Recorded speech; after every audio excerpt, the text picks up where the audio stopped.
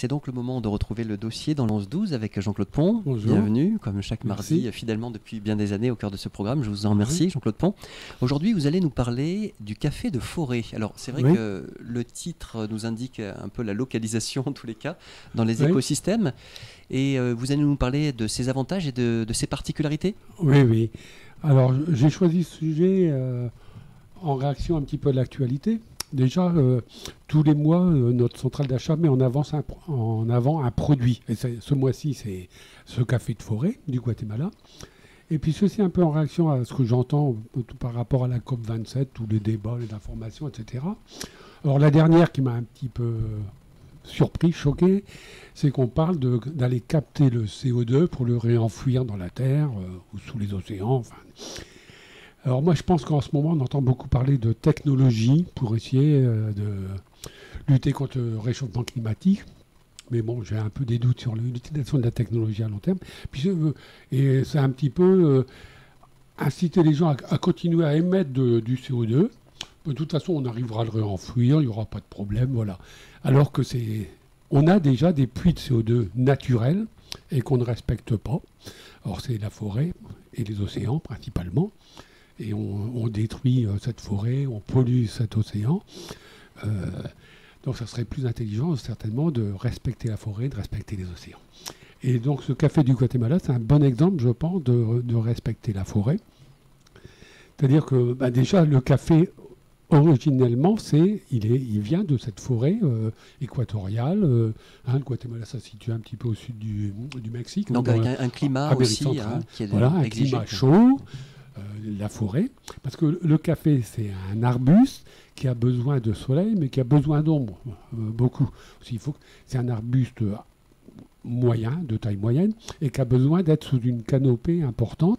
Il lui faut en gros au moins 40% d'ombre pour pousser correctement.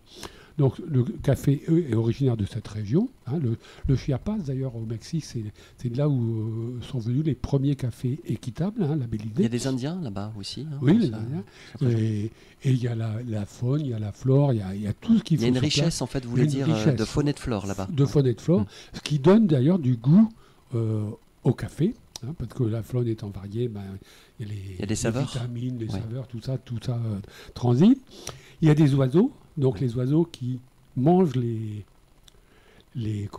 moustiques, les insectes nuisibles au café. Ils se protègent naturellement, entre guillemets. Ils se protègent naturellement. Eux, ils se nourrissent, les oiseaux, mais ils protègent le café. Ils participent aussi à la pollinisation. Donc, c'est un système qui fonctionne tout seul, en autonomie. Intelligemment. Il n'y a pas besoin de produits chimiques. Les interventions humaines sont limitées à la récolte, à l'entretien, etc. Mais voilà. Et ça, c'est en opposition à ce qui se passe avec beaucoup des cafés qu'on va trouver dans les supermarchés ou dans les tas de commerce. C'est-à-dire, là, c'est du café de plantation. Donc c'est exactement le contraire, on peut dire. Souvent des grandes plantations où on a déforesté, on rasé les forêts entières pour faire des plantations de caféiers. On a trafiqué, trafiqué, si c'est un mot, génétiquement. Des croisements ou des manipulations, on voulait dire. Des manipulations génétiques, etc. Pour avoir des caféiers qui résistent au soleil. Plus de productivité, on va dire, c'est ça ? Qui ont plus de productivité, qui n'ont plus besoin d'être à l'ombre. Et pour lutter contre les prédateurs, les insectes, etc., on utilise des produits chimiques. Il y a toujours un peu cette recherche de se rendre maître du vivant, quelque part, c'est ça ? Oui, bien sûr. Puis les avantages. Le gros moteur, c'est quand même l'argent. C'est de retirer le plus de bénéfices. C'est bien souvent ça, le moteur principal. Mais donc, on arrive vraiment au contraire de ce qui se passe dans le café de forêt. Après, je rajoute aussi... au niveau écologique, c'est une catastrophe. Déforestation, produits chimiques qui polluent les eaux, les terres qui deviennent des terres mortes. Puis par rapport aux animaux aussi. Par rapport aux animaux, la perte de la biodiversité. On dit 70% de perte de diversité en 40 ans. Et les nappes phréatiques seraient polluées aussi par les intrants Oui, bien sûr, c'est sûr. Donc c'est vraiment l'opposé au niveau environnemental. Au niveau social, bien souvent les plantations, c'est des travailleurs qui sont encore dans beaucoup de pays exploités. Pays au lance-pierre, comme on dit. Oui, pays au lance-pierre, avec des conditions de travail, manipulation des produits chimiques sans protection bien souvent.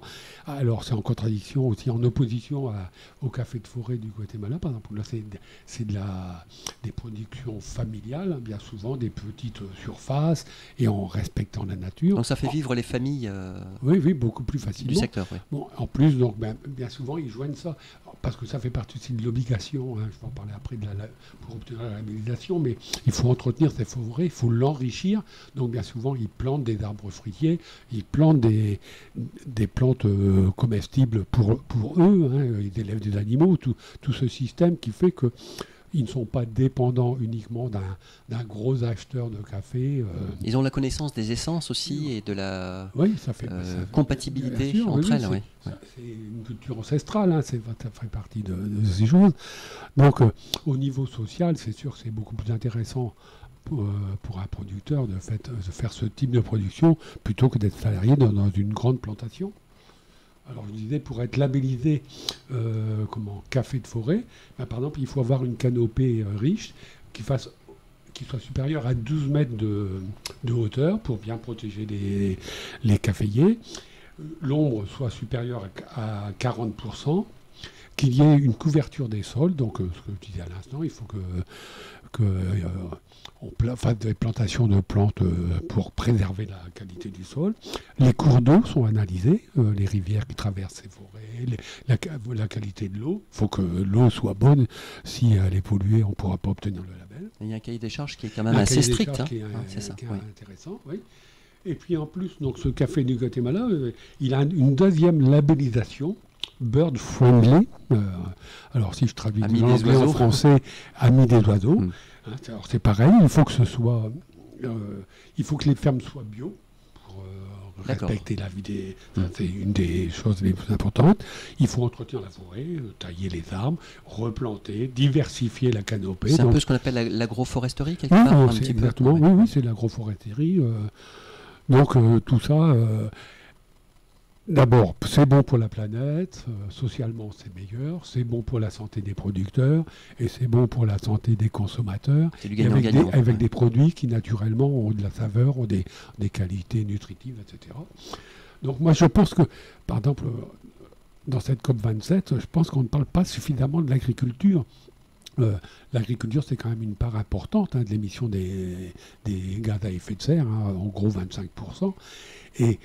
Mais ça voudrait dire remettre en cause un peu le système, c'est-à-dire que notre alimentation dans le monde maintenant, c'est des pays producteurs de denrées en monoculture, en Afrique spécialement, et puis en échange, on va leur donner des produits alimentaires qu'ils ne sont plus capables de produire, alors qu'ils étaient parfaitement capables de les produire eux-mêmes.